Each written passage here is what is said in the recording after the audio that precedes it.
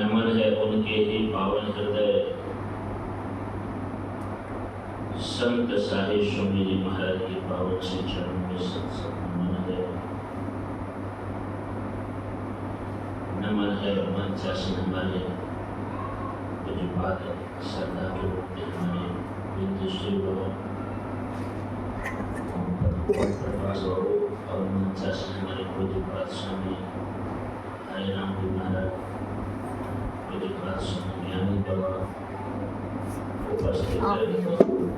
मंचासन पूज्यपाद गुरुजन, सत्संग प्रेमी महानुभाव, माता और बहनों को भी सत्संग और निवेदन एक बार स्वामी जी जयकार करें।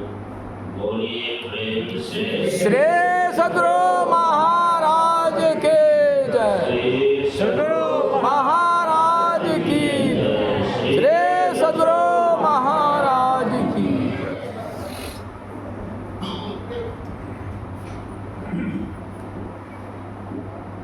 बड़े सौभाग्य की बात है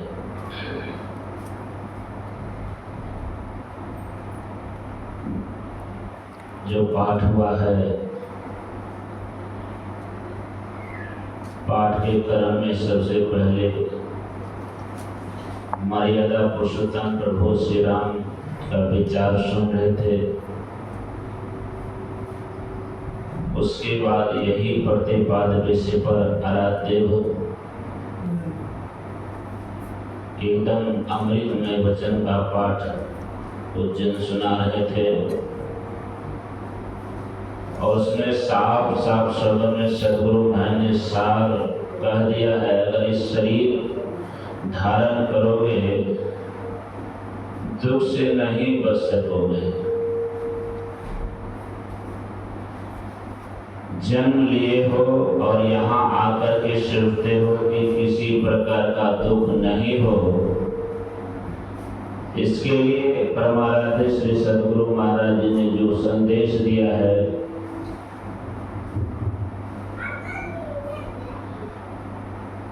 क्या संदेश दिया है? सदगुरु महाराज ने साफ शब्दों में कहा, इस शरीर का तुम सदुपयोग कर लो। सदुपयोग के लिए क्या करना पड़ेगा? परमाराध्य श्री सदगुरु महाराज जी का जो संदेश हम आपके लिए हुआ है, यह देव दुर्लभ शरीर मिला है तो देव दुर्लभ शरीर काम कर लो। अगर तुम्हें दुख पसंद नहीं है,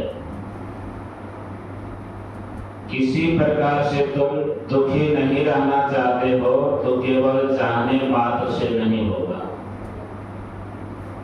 इस शरीर का तुम अगर सदुपयोग कर लोगे तो फिर जैसा तुम सुख की चाह करते हो, किसी प्रकार का दुख का मुख नहीं देखना पड़े, तो फिर तुम्हें वह सुख प्राप्त तब होगा जब उस परम पिता परमात्मा के पास जाओगे, तब। इधर दूसरा कोई उपाय नहीं। यही हम प्रभु श्री राम के भी विचार सुन रहे थे। प्रभु श्री राम ने साफ साफ शब्दों में कह दिया है, नरकन पाई विषय मन देही।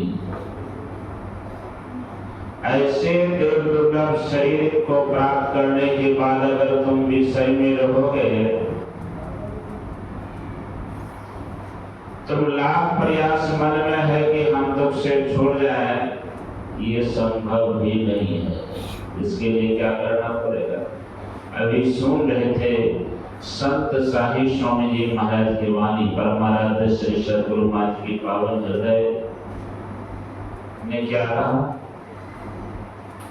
कि यह देव दुर्लभ शरीर जो मिला है, उस आनंद को प्राप्त करने के लिए, उस सुख को प्राप्त करने के लिए, जिस सुख के बाद कभी दुख का मुख देखना नहीं पड़ता।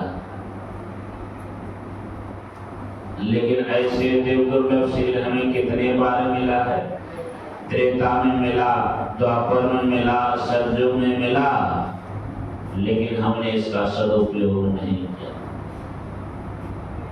नहीं सदुपयोग करने का दुख देख लीजिए। अब तक हम लोग जन्म मरण के चक्र में पड़े हुए हैं, प्रत्यक्ष देख दुष्ट दुखों को झेल रहे हैं। सबसे बड़ा दुख नित्य हम लोग पाठ करते हैं, आवागमन सम दुख दूजा है नहीं जग में कोई।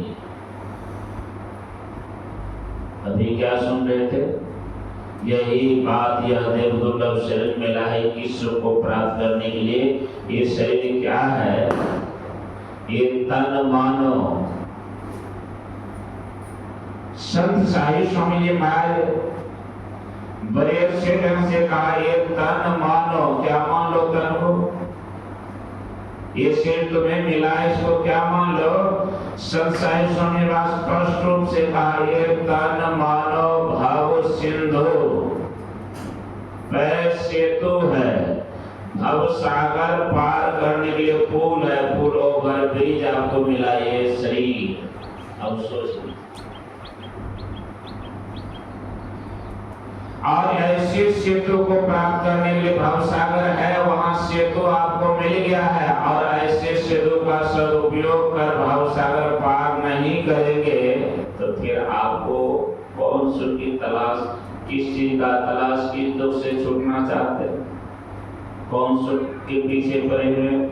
संत साहिब स्वामी जी महाराज कहते हैं, ये तन मानो भाव सिंधु पर सेतु है। ओ सदा आनंद, जिस आनंद के बस सदा आनंद मतलब क्या है? उस आनंद को जो प्राप्त कर लेता है फिर कभी दुख का मुख देखना नहीं करता। ऐसा यह शरीर मिला है, वो सदा आनंद पाने का भी हेतु है। लेकिन क्या उससे बचाने का यदि सुजतन ना किया? सुजतन मतलब क्या है? सुजतन मतलब क्या हो? उन्होंने कहा, पंच विषयों से निज को लिया मोरना। देख लीजिए, अगर आनंद पाना चाहते हैं तो जब तक ये आप नहीं छोड़ेंगे, इधर से नहीं मुड़ेंगे, तब तक वह सदा आनंद आपको प्राप्त नहीं होगा। भवसागर से पार नहीं जा सकते हैं। भवसागर से पार कैसे जाएंगे? उन्होंने साफ शब्द में कह दिया है, क्योंकि वे भवसागर पार करके उन्होंने आपको कहा है, क्या कहा? पंच विषयों से निज को लिया मोरना। अब पंच पापों को जिसने दिया छोड़ना, तो सदानंद उससे मिलने वाला नहीं है। ये 5 विषय और 5 पाप, यही तो हम आपको त्रेता में नहीं काम करने दिया, न द्वापर में बनने दिया, न सतयुग में बनने दिया। आई कलयुग में भी देख लीजिए, हम 5,500 वर्ष अपने हाथ से जो कहते हैं खो दिए हैं। और जवानी में, बचपन में नहीं, जवानी अब तो पता ही है। यही बात असल की है। क्या असल की है? वही पंच विषयों से निज को लिया मोरना।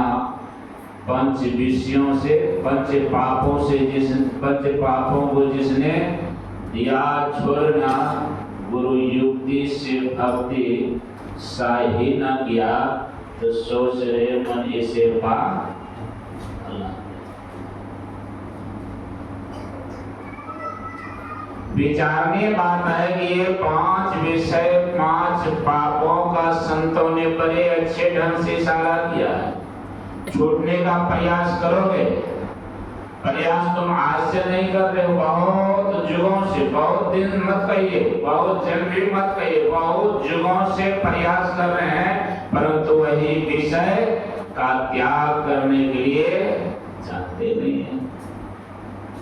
ये पंच पाप जो है, वो पंच पाप है क्या? जो कोई सतपथ पर, धर्म के रास्ते पर एक कदम आगे बढ़ना चाहते हैं, जरा सा भी सतपथ का सुख प्राप्त करना चाहते हैं, तो सदगुरु महाराज ने जो कहा ये 5 पाप सदाचार का पालन, तो ये सदाचार का पालन, सदाचार में सदगुरु महाराज ने इतने अच्छे ढंग से कहा कि सदाचार में सबसे पहले झूठ का, सबसे पहले झूठ। ये सदाचार क्या है भाई? सदाचार पालन नहीं करेंगे तो काम नहीं चलेगा। अरे नहीं चलेगा, क्योंकि सदाचार है क्या? सदाचार के बिना सत्य के पथ पर एक कदम आप आगे नहीं बढ़ सकते हैं। ये सदाचार पालन है क्या? दूसरे जगह संत साहिब स्वामी जी महाराज ने कहा है सदाचार जग में, संसार में क्या है? सदाचार जग में अलौकिक सुमन है।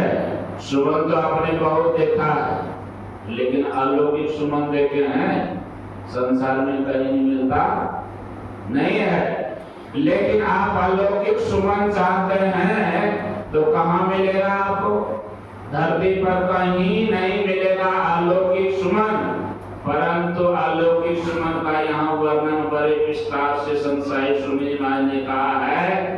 अलौकिक सुमन तो सबों के पास है, परंतु सबों के पास रहने के बाद भी वह अलौकिक सुमन से अनभिज्ञ है तब तक जब तक ये सदाचार का पालन नहीं करेंगे।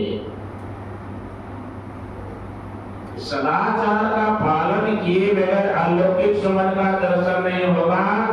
जब तक अलौकिक सुमन का दर्शन नहीं होगा, अपने अलौकिक सुमन से हृदय वाटिका को जब तक नहीं सजाएंगे तब तक वह परम पिता परमात्मा का दर्शन होने वाला नहीं है।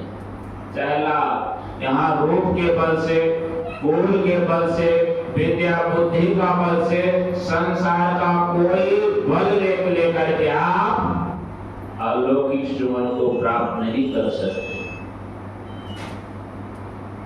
पावन हृदय ने कहा सदाचार जग में अलौकिक सुमन है, हृदय वाटिका को सजाना पड़ेगा।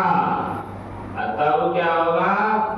उपकार प्रभु के सतत याद करी करी विरह वेदना को